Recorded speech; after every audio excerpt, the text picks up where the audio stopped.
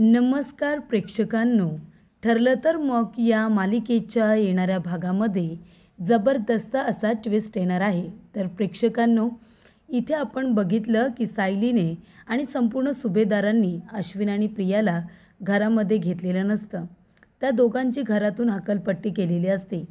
तेव्हा प्रेक्षकांनो, इथे आता प्रियाकडे एकच मार्ग असतो.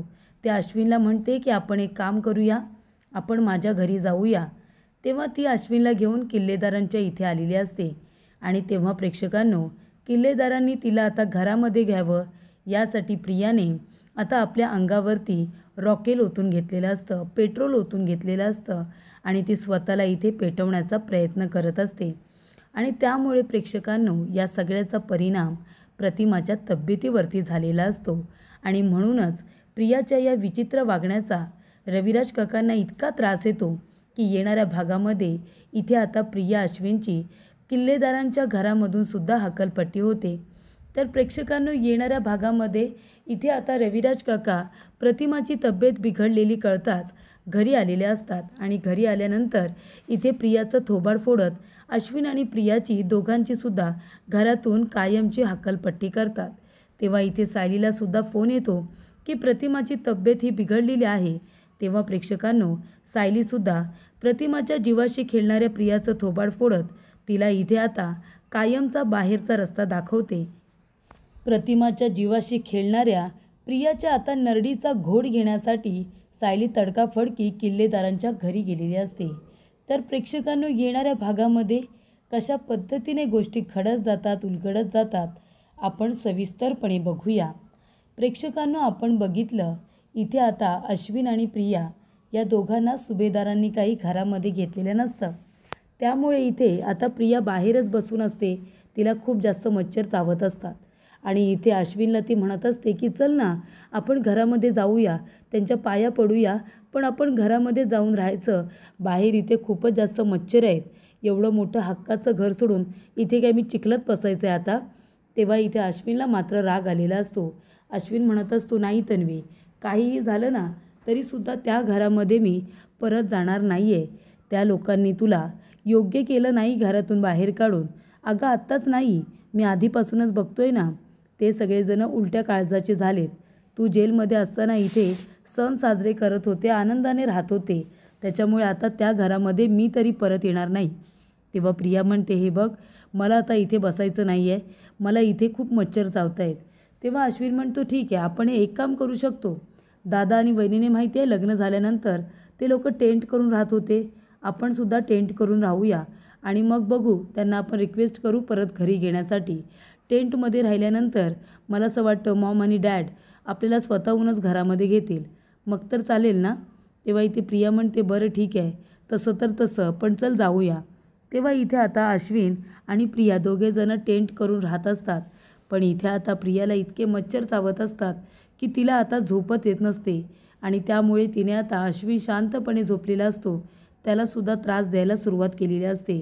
तिला मच्छर चावतात आणि अश्विन का झोपलेला असतो म्हणून त्याच्या पाठीमागे जोरात फटका मारून त्यालासुद्धा जागं करते आणि म्हणते, बघ ना, मला खूप जास्त मच्छर चावत आहेत. तेव्हा अश्विन म्हणतो, तन्वी एक काम कर, अंगावरती ओढणी घे, म्हणजे मच्छर नाही चावणार आणि शांतपणे झोप बरं, मलासुद्धा झोपू दे, कारण का दिवसभर खूपच जास्त दगदग झालेली आहे. तेव्हा प्रेक्षकांनो, इथे आता प्रिया आणि अश्विन दोघेजणं टेंटमध्ये राहत असतात आणि प्रिया अश्विनला त्रास देत असते. ही गोष्ट आता अजिबात अर्जुन सायलीला आवडत नाही, कारण अश्विन खूप साधा भोळा आहे आणि प्रिया या सगळ्याचा गैरफायदा घेते हे त्या दोघांना माहिती असतं. पण आता सध्या तरी अश्विन फक्त प्रियाचं ऐकतोय. त्याला चांगलं वाईट काही सांगायला गेलं तरी तो काही ऐकणार नाही, हे सगळ्यांना माहिती असतं आणि म्हणूनच कुणीही त्याला काही सांगायला जात नाही. पण नंतर प्रेक्षकांनो, इथे आता सकाळ झालेली असते. प्रियाने रात्रभर अश्विनला झोपू दिलेलं नसतं. ती म्हणते, तू काय झोपतोयस, तू उठ आणि मच्छर आता घालव बरं आणि मला शांतपणे झोपू दे. तिच्या प्रेमापोटी अश्विन आता रात्रभर मच्छर मारत असतो आणि प्रिया शांतपणे झोपलेली असते. त्यानंतर सकाळी उठून प्रिया म्हणते, चल आता मी त्यांची माफी मागते, मला इथे नाही मच्छरमध्ये राहायचं आहे, मी राहणार तर माझ्या हक्काच्या घरामध्येच राहणार, चल अश्विन माझ्याबरोबर. तेव्हा इथे प्रिया आणि अश्विन पुन्हा दोघेजण आलेले असतात आणि ते घरामध्ये येण्याचा प्रयत्न करत असतात. प्रिया म्हणत असते, आई बाबा प्लीज असं करू नका. मी मान्य करते की माझ्याकडून चुका झाल्यात, पण प्लीज आता आम्हाला घरामध्ये घ्या. तिथे मच्छरमध्ये माझी अवस्था खूप वाईट झाली. तेव्हा सायली म्हणते, अगं त्यापेक्षा तुझी जास्त वाईट अवस्था व्हायला हवी, कळतंय का? आत्तापर्यंत तू जो जो काही लोकांना त्रास दिला आहेस ना, आता विचार कर, तुला साधे मच्छर चावले तर तुला इतका त्रास झाला गं.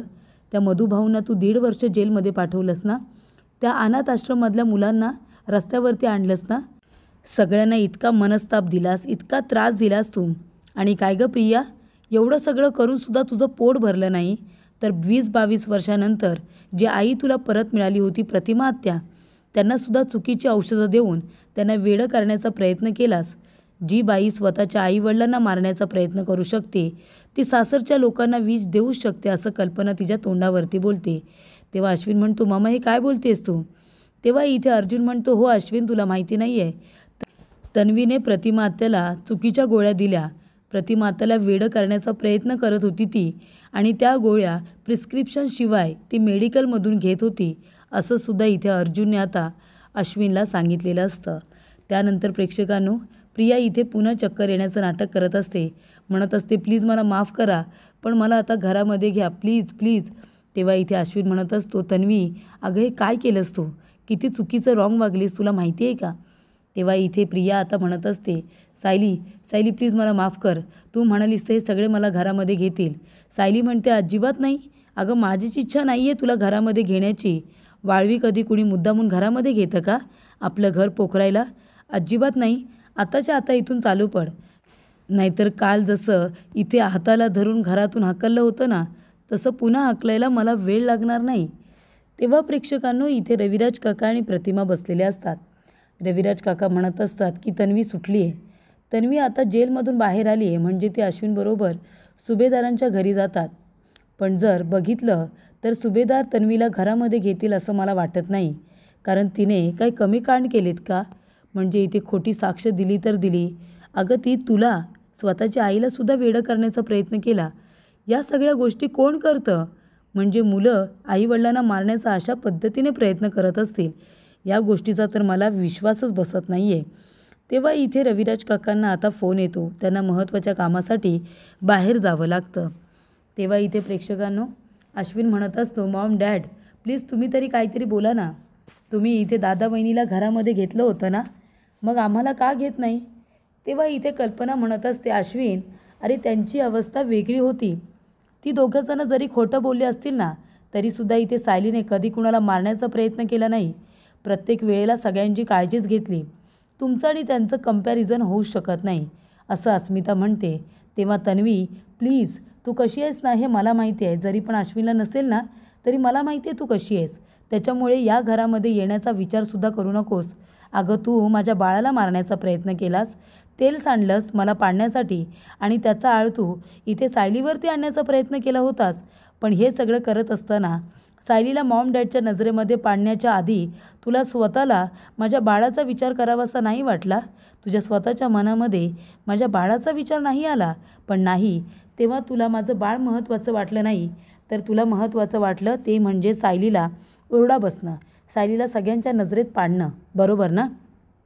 तेव्हा इथे अश्विनच्या समोर एक एक गोष्टी आता येत असतात, आणि इथे सायली म्हणते, म्हणूनच अश्विन भाऊजी, तुम्ही ह्या प्रियावरती इतका विश्वास ठेवते आणि घराच्या विरोधात जाताय ना, थोडं डोळ्यावरची प्रेमाची पट्टी बाजूला करा आणि आजूबाजूला बघा.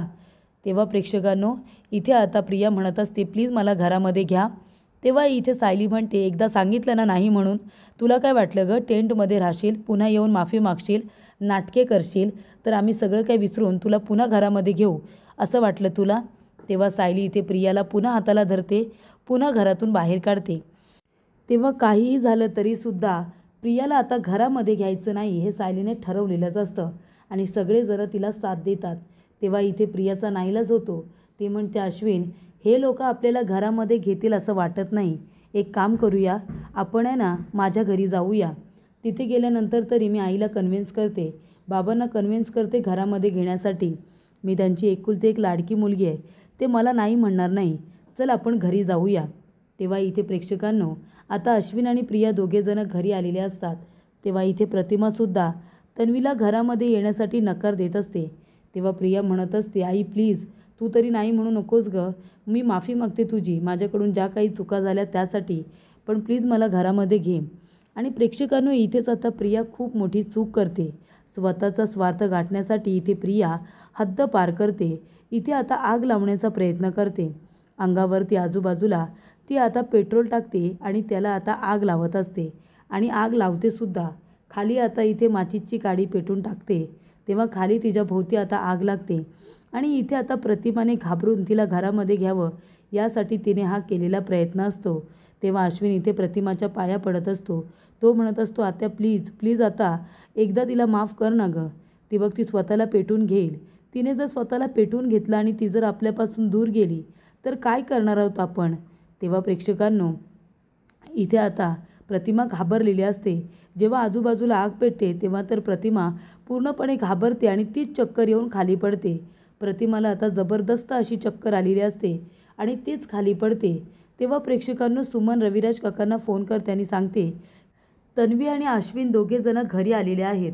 तन्वीने इथे आजूबाजूला आग लावली तर प्रतिमा आत्यांना चक्कर आली आणि त्या बेशुद्ध झालेल्या आहेत. तेव्हा इथे रविराज काका घाईघाईने आता घरी निघून येतात आणि येता येता डॉक्टरांना सुद्धा बोलावतात. तेव्हा प्रेक्षकांनो, प्रतिमा आता बेशुद्ध झालेली असते. अश्विनने चेक केलेलं असतं, पण तरीसुद्धा इथे आता रविराज काकासुद्धा तिच्या नेहमीच्या डॉक्टरांना बोलावतात. तेव्हा इथे आता डॉक्टर श्रुती म्हणत असतात की रविराज, मी आधीच सांगितलं होतं, प्रतिमाच्या मेंदूला ताण येईल, तिला धक्का बसेल, असं काहीही करायचं नाही आहे. मग काय झालं असं. तेव्हा इथे रविराज काका आता प्रियाकडे जातात आणि तिच्या थोबाडीत देतात. तिला म्हणत असतात, काय गं, इथे होतीस तेव्हासुद्धा माझ्या बायकोला मारण्याचा प्रयत्न करत होतीस, तिला वेडं करण्याचा प्रयत्न करत होतीस आणि आता तुला घरामध्ये परत यायचं आहे तर पुन्हा स्वतःचा स्वार्थ गाठण्यासाठी माझ्या बायकोच्या जीवावरती उठलीस. तुला चांगलं माहिती आहे तिला आगीची किती भीती वाटते, पण तरीसुद्धा तू तुझ्या आजूबाजूला आग पेटवलीस. आणि या सगळ्यामध्ये जर माझ्या प्रतिमाला काही झालं असतं तर मी तुला कधीच माफ केलं नसतं. कळते का तुला तन्वी. तेव्हा इथे प्रियाचं आता चांगलंच थोबाड फोडलेलं असतं. रविराज काका म्हणतात, अश्विन, मला तुमच्या दोघांचं काही ऐकायचं नाही आहे. सुभेदारांनी तुम्हाला घरामध्ये घेतलं नाही त्याचं कारण मला बरोबर माहिती आहे आणि मला अजिबात वाईट वाटलेलं नाही आहे. उलट मला त्याचीच अपेक्षा होती. त्यांनी तुम्हाला घरातून बाहेर काढलं, हे उत्तमच केलं. पण आता मी तुला घरामध्ये घेईन तन्वी, असं जर तुला वाटत असेल ना तर तसं अजिबात होणार नाही आहे. उलट मी पोलीस स्टेशनला जाऊन तुझ्या विरोधामध्ये गुन्हा दाखल करेन की तू माझ्या बायकोला घाबरवण्याचा प्रयत्न केलास, तिला अजूनच वेडं करण्याचा प्रयत्न केलास. तुझ्यावरती गुन्हा दाखल करू. जर तुला वाटत असेल की मी असं काही करू नये तर आताच्या आत्ता इथून निघून जा. आणि जर तुला इथे जबरदस्तीने राहायचं असेल तर मी तुझ्यावरती आत्ता जाऊन गुन्हा दाखल करेन आणि पुन्हा तुला मी पोलीस स्टेशनला पाठवेन. हे तुला मंजूर आहे का. तेव्हा इथे प्रिया म्हणते, बाबा प्लीज प्लीज असं करू नका. तेव्हा इकडे आता अजिबात मी तुझं काही ऐकणार नाही असं रविराज काका म्हणतात. तेव्हा तू आत्ताच्या आता इथून निघून जा आणि जर तुला इथे जबरदस्तीने राहायचं असेल तर मी पोलिसांना फोन करतो आणि तुझ्या विरोधात गुन्हा दाखल करतो. तेव्हा अश्विन म्हणतो, प्रिया प्लीज प्लीज तन्वी ऐक, चल आपण इथून जाऊया. अगं फक्त इथेच राहणं गरजेचं आहे का. आपण कुठेतरी एखादं घर बघू आणि तिथे राहू ना. काय गरज आहे यांच्यामध्ये राहायची. तुला परत पोलीस स्टेशनला जायचं आहे का ते सांग. तेव्हा इथे प्रिया आता घाबरलेली असते. प्रतिमा अजूनही शुद्धीवरती आलेली नसते. रविराज काका म्हणतात की सायलीला फोन करा, सायलीला तरी बोलावून घ्या. कदाचित सायलीचा आवाज तिच्या कानावरती पडला तर तिची भीती थोडी कमी होईल आणि ती शुद्धीवरती येईल. डॉक्टरांनी इंजेक्शन देऊनसुद्धा प्रतिमा शुद्धीवरती येत नाही. आणि तेव्हा इथे रविराज काका सायली अर्जुनला फोन करतात आणि सांगतात की प्रतिमाला कशा पद्धतीने चक्कर आली. इथे प्रियाने तिला घाबरवण्यासाठी आजूबाजूला आग लावली आणि त्या आगीला प्रतिमा इतकी घाबरली की तिला चक्कर आली. तेव्हा सायलीला ते सहन होत नाही. म्हणजे आतासुद्धा इथे प्रियाने प्रतिमा आत्यांना त्रास देण्याचा प्रयत्न केला हे आता सायलीच्या लक्षात येतं आणि सायली आता रणरागिणीचं रूप धारण करते. आपल्या प्रतिमा आत्याला त्रास देणाऱ्या प्रियाचा तिला इतका तिरस्कार वाटतो, इतका राग येतो की ती लगेचच धावत पळत किल्लेदारांच्या घरी येते आणि आल्या आल्या प्रियाचं थोबाड फोडते आणि म्हणते, काय गं, लाज नाही वाटत तुला. ज्या कुटुंबाने तुला इतका जीव लावला, तुझ्यावरती जीव ओवाळून टाकला, तुझ्यावरती इथे हवं तेवढं प्रेम केलं आणि तू त्या कुटुंबाला फक्त दुःखच दिलंस. बरं, दुःख दिलंस तर दिलंस, आता परत आलीस तरीसुद्धा तू प्रतिमा त्यांना त्रास होईल तीच गोष्ट केलीस. तुला माहिती आहे ना त्यांना आगीचा त्रास आहे, तरीसुद्धा एवढी मोठी आग पेटवायची काय गरज होती तुला? तेव्हा इथे सायली आता प्रियाचा तिथूनही हात पकडते आणि म्हणते, चालती हो, चालती हो, इथूनसुद्धा चालती हो. अगं रविराज काकांना आणि प्रतिमा आत्यांना तुझ्यासारखी मुलगी असण्यापेक्षा नसलेली बरी, कळलं का? अशा रीतीने प्रेक्षकांनो, प्रतिमाला मुद्दामून जाणून बुजून त्रास देणाऱ्या प्रियाला सायलीने आता थोबाड फोडत किल्लेदारांच्या घरातून सुद्धा हक्कलपट्टी केलेली असते.